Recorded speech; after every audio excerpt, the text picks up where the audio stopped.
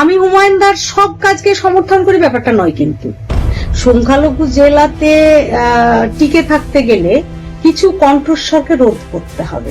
Tarzan বা সুমন এদের প্রচুর আছে, এদের অনেক জনবল আছে, লোকবল আছে ইত্যাদি করে করে করে তো হুমায়ুনকে আস্তে আস্তে স্লো পয়জন করলো। সব থেকে মারাত্মক হচ্ছে যে 4 ডিসেম্বর জেলা সভাপতির হাতে একটা গোলাপ ছিল, একটা জলের বোতল ছিল। একটা গোলাপ একটা জলের বোতল এনে ওকে খাইয়ে নিজে থেকে তারপরে সাসপেন্ড ঘোষণা করা হলো। নাটকটার কি খুব দরকার ছিল? হুমায়ুনকে যে অসম্মান করা হলো ওখানে ডেকে, সেটারই প্রতিফলন একটা পার্সেন্টেজ কিন্তু বাবরি মসজিদের মেলায় ভিড় করেছে। যারা যখন দায়িত্ব থাকছে তারা তাদের নিজের স্বার্থে ব্যবহার করছে দলটাকে। আমাদের মতো মেয়েদের কণ্ঠস্বর দেখো না, আমি কোন অন্যায় কথাটা বলেছিলাম যে সব কর্মাধ্যক্ষ উপরে নয় কেন, এই কথাটার জন্য হোয়াটসঅ্যাপ গ্রুপটা ডেভিড ডাকে বলে দিতে হলো ওকে বন্ধ করে দাও। প্রত্যেকটা জায়গায় বলছে দিদি তৃণমূলের হয়ে আপনি কিন্তু ভোট চাইতে আসবেন না, আপনি ভোটে দাঁড়াবেন, যে পার্টির হয়ে দাঁড়াবেন আমরা ভোট দেবো, তৃণমূল হয়ে ভোট চাইতে আসবেন না। এই গঠনমূলক সমালোচনা সহ্য করার ক্ষমতা এই দলের কোনো নেতা নেই। তৃণমূল থেকে আর দাঁড়াবো কিনা, তবে এই মুহূর্তে যদি তৃণমূল আমাকে জেলা বিধানসভায় টিকিট দেবো বলে আমি নেবো না, এটুকু আমি তোমাকে বলতে পারি। আমি তোমাকে অন ক্যামেরা বলছি তৃণমূলের টিকিট আমি নেবো না।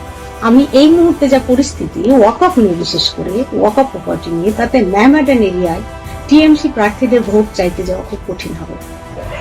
ম্যাডাম যে বক্তব্যটা রেখেছিলেন যে ওয়াকফ নিয়ে আন্দোলন যারা করবে আমার থেকে বড় শত্রু তাদেরকেও হবে না, যারা আন্দোলন করতে চাও তারা দিল্লিতে গিয়ে করো। আমি যেই এখন ভোট চাইতে যাব না বলবে দিল্লিতে গিয়ে ভোট চাও। তৃণমূলের বিপক্ষে এখন যেভাবে মানুষ খেপে গেছে সেইটা হতো না, ভোট ব্যাংকটা অটুট থাকতো। এবার বিজেপি ছেড়ে দাও, মুসলিমরা হয়তো 1% ভোট দেবে না তা না, মুসলিমরাও 1% ভোট কিন্তু বিজেপিকে দেবে। এবারে ধরো এই সিপিএম, কংগ্রেস, তৃণমূল, আইএসএফ, মিম 5টা ভাগে একটা সেকশনের ভোট যদি ভাগ হয়, 20% 25% ভোট যেটা আনবে সেই তো জিতে যাবে। আজকে বড়ুয়াতে আফাজরা কেন বিজেপিতে গেল? মুসলিম কমিউনিটি কেউ বিজেপিকে ভালোবেসে যায়নি, সব গেছে লোকাল নেতাদের উপর ঘৃণায়। দল খবর রাখে? আমরা সত্য কথা বলতে পাবো না, আমাদের বা কণ্ঠস্বর রোধ করার চেষ্টা হবে। শাহনাজ বেগমের কণ্ঠস্বর রোধ করবে রুবিয়া সুলতানা, আর শাহনাজ বেগমের কণ্ঠস্বর রোধ করবে ডেভিড। শাহনাজ বেগম তোলাবাজ নয়, ওদের মতো চোর নয়। আমাকে ঘষেটি বেগম যদি বলে তো প্রকৃত ঘষেটি বেগম কে জানিয়ে দেবো। ডাল কাটছি না, ডালটা যাতে না কাটা যায় তার ব্যবস্থা করতে বলছি, কিন্তু ডাল ওরাই কাটছে, আমি কাটছি না। হ্যাঁ, আমাকে মানুষগুলো ভোট দিয়েছে বলে দেখো আমি আজকে কলেজ করেছি, 3টের সময় বেরিয়েছি, 10টায় ফিরেছি। এই দায়বদ্ধতাটা আমার মানুষের প্রতি আছে বলেই তোরা আমাকে ভোট দেয়। তো সেটা আমার থাকবে যে অন্যায় করবে তৃণমূল দিনের পর দিন আর আমি সেগুলো হজম করে যাব, আমি প্রতিবাদ করবো না। তাহলে আমি মানুষের জন্মালাম কেন? তো গরু ছাগলের জন্মাতে পারতাম।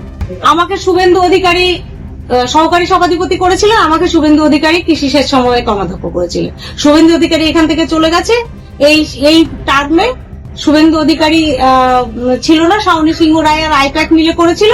ওরা মনে করেছে শাহনাজ বেগম সংখ্যালঘু জেলা, শাহনাজ বেগমের অ্যাকসেপ্টেন্স জেলায় আছে। শাওনি তো জানে এটা, শাহনাজ বেগম অন্তত আমাদের মতো চোর নয়, এটা গোটা জেলার মানুষ জানে যে শাহনাজ বেগম চোর নয়।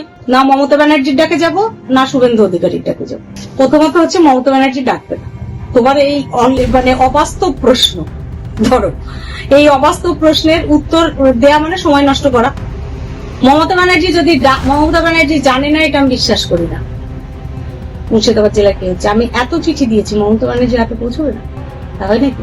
আমি কোনো সমস্যা আমি শুভেন্দুদাকে ফোন করলে যখনই হোক হোয়াটসঅ্যাপে আমি পেয়েছি, অথবা তিনি মেসেজে উত্তর দিয়েছেন সঙ্গে সঙ্গে। তুমি রাজ্যের কার সাথে কথা বলবে, সুব্রত বক্সী শুনবে, কিচ্ছু করার নেই। তুমি অভিষেককে ধারে কাছে ভিড়তে পারবে না, তুমি সিএম এর ধারে কাছে ভিড়তে পারবে না। তুমি কাকে কথাটা বলবে? তোমার সমস্যাটা কোথায় সমাধান হবে?